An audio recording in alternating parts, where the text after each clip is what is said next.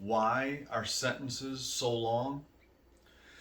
Well, I think you have to go back about 30 or 40 years, maybe 50 years during the drug war that Nixon kind of started. So people, he could attack his political enemies in a legal way by making what they do illegal, which is use drugs. And they wanted to give the prosecutors more power.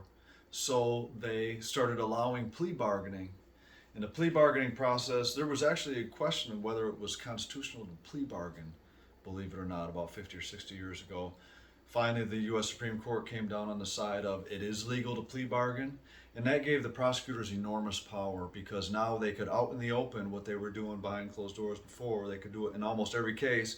It ended up being almost every case ends in a plea bargain. Almost every case, 95% of cases are ended in a plea bargain where the defendant pleads guilty because the prosecutor, the legislators have made laws with extremely long sentences.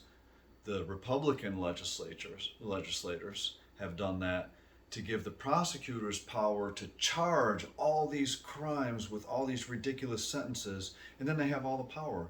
They say, well, we'll give you a 20-year sentence instead of a 50-year sentence if you plead guilty, or a 10-year sentence instead of a 20-year sentence. And who wouldn't take that deal if they think they have no chance at trial? So also, judges, especially in states like Michigan who are elected, don't want to look weak when they come up for election the next time.